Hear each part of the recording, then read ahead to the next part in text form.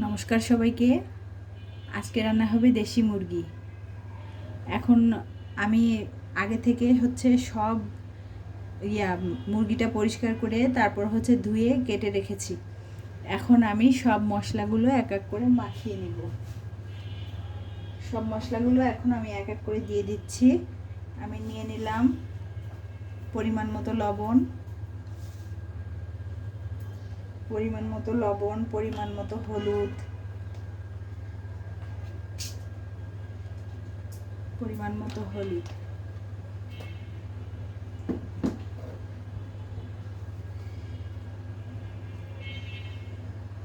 শুকনো মরিচ বাটা, এটা পেঁয়াজ বাটা। পেঁয়াজটা আমি আপনার ওই মরিচ বাটার পরে বেটেছি, এর জন্য এরকম লাল লাল হয়ে গিয়েছে। এটার ভিতরে আছে আদা আর রসুন আমি একসঙ্গে বেটে নিয়েছি আদা আর রসুন। এখন আমি সব কিছু একসঙ্গে সুন্দর করে মাখিয়ে নিব। আর দিব একটু সরিষার তেল। সরিষার তেলটা দিলে মাংসতে অনেক সুন্দর একটা গন্ধ আসে।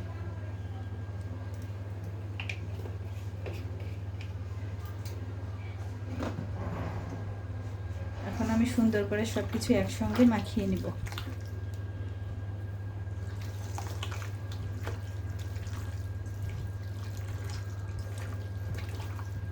অনেক সময় ধরে মাখালে হয় কি, মাংসটার যে সুন্দর সব মশলাগুলো একসঙ্গে সুন্দর করে মিশানো হয়, আর সুন্দর করে মশলা মিশে গেলে মাংসটার টেস্টও অনেক সুন্দর হয়।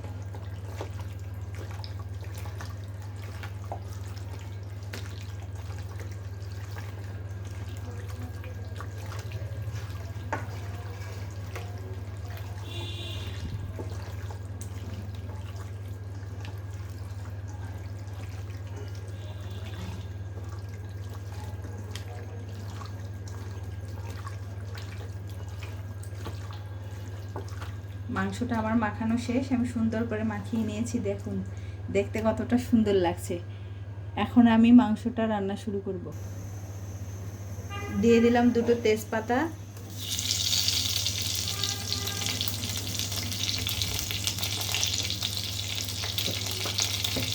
কয়েকটা গোটা জিরে ফোড়ন,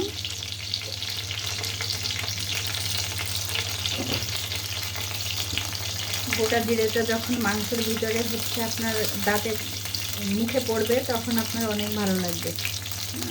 আর দিয়ে দিচ্ছি গরম মশলা, দুটো লং আর দুটো এলাচ দিয়ে দিচ্ছি।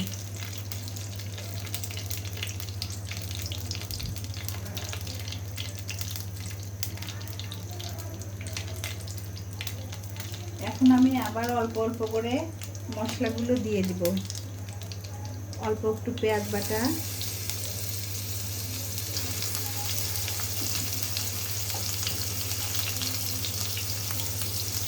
রসুন আর আদা,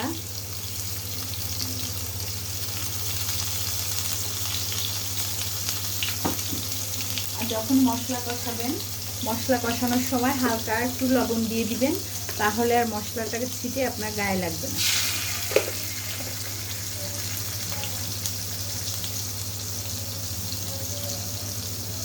একটু শুকনো মরিচ। এখন আমি সুন্দর করে সব মশলাগুলো একসঙ্গে মিশিয়ে নেব।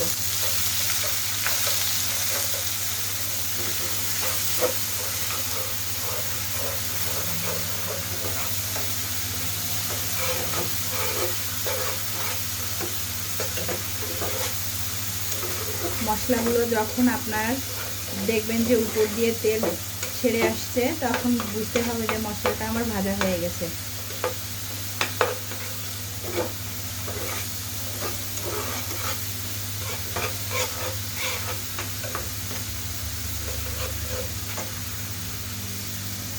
মশলাটা আমার কষানো হয়ে গিয়েছে।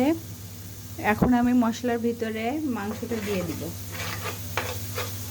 দেখুন মশলার উপর দিয়ে তেলটা ছেড়ে আসছে। এখন আমি মাংসটা দিয়ে দিব।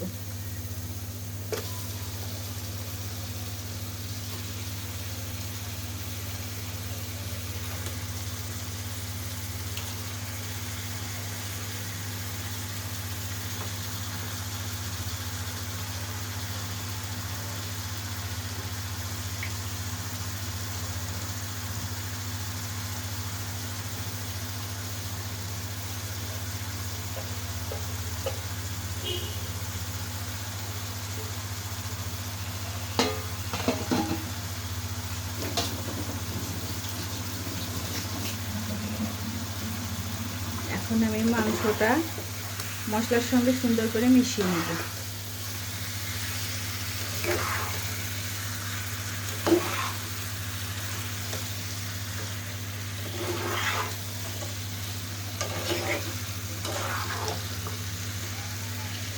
এখানে দুটো মুরগি ছিল,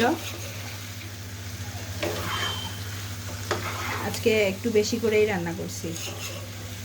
সকালে হচ্ছে তাড়াহুড়ো না থাকে যাতে।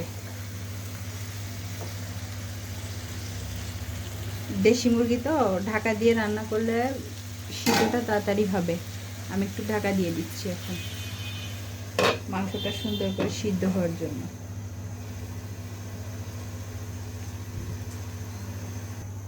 আমি এখন একটু ঢাকাটা তুলে নেড়ে দিব।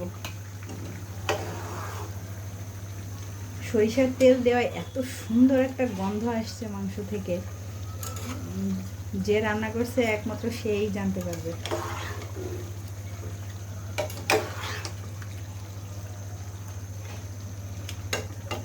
আমি আবার ঢাকা দিয়ে দিব।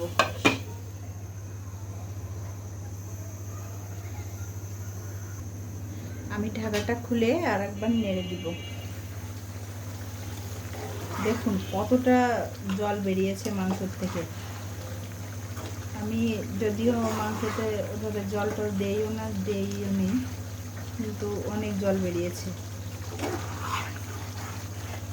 অনেকটা সিদ্ধ হয়ে এসেছে মাংস আমার প্রায়। আমি আবার ঢাকা দিয়ে দিব।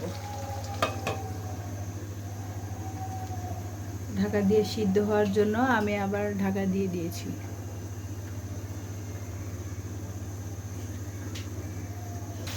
এখন আমি এর ভিতরে শুকনো মশলাগুলো দিয়ে দিব। জিরে গুঁড়ো আর হালকা একটু ধনিয়ার গুঁড়ো।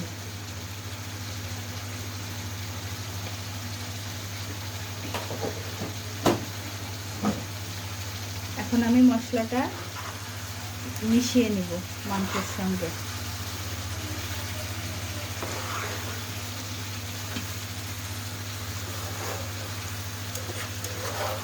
আমার মাংসটা প্রায় কষানো হয়ে গেছে, আর 2 মিনিট কষালে আমার মাংসটা কষানো হয়ে যাবে।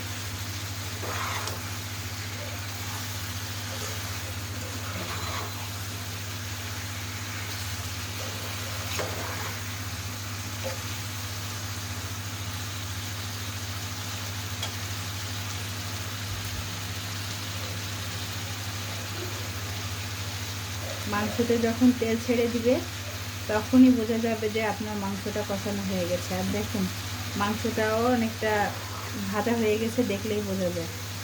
দেখুন আমার মাংসটা কত সুন্দর সিদ্ধ হয়ে গিয়েছে।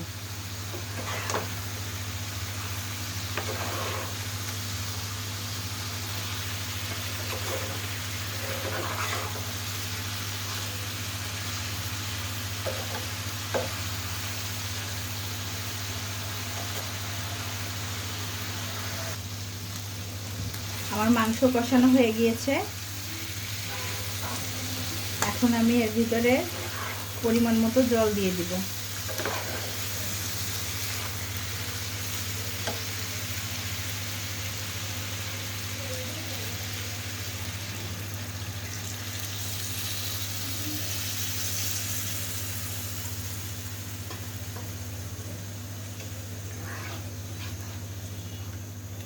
এখন আমি একটু সুন্দর করে নেড়ে দিব।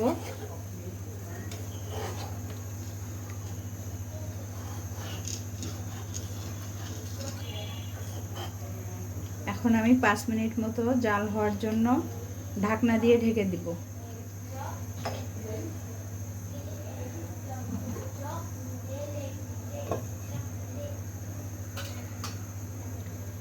এখন আমি মাংসটা সিদ্ধ হওয়ার জন্য 5 মিনিট ঢাকা দিয়ে ঢেকে রাখবো।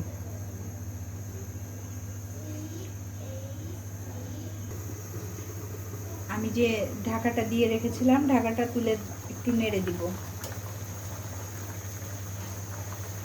মাংসটার ঝোল দেখেন অনেকটা কমে আসছে, আর একটু সময় জাল দিলেই আমার মাংস হয়ে যাবে।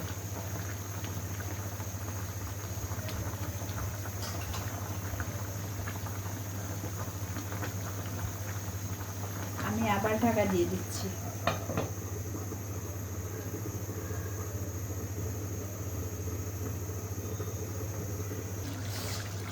আমার রান্না শেষ। দেখুন আমার মাংসটা দেখতে কতটা সুন্দর হয়েছে।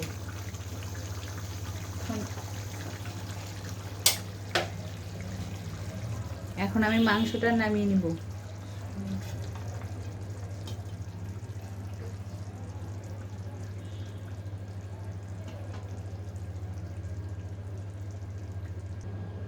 এখন আমি মাংসটা নামিয়ে নিব।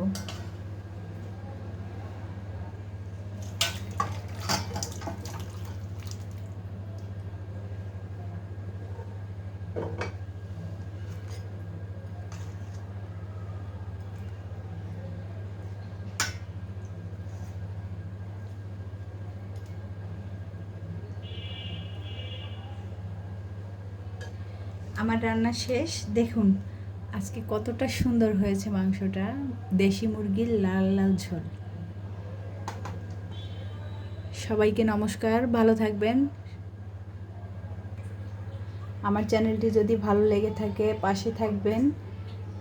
আমার চ্যানেলটি সাবস্ক্রাইব করে আমাকে এগিয়ে যাওয়ার জন্য সাহায্য করবেন। সবাইকে আবারও ভালো থাকার জন্য বলছি, সবাই ভালো থাকবেন।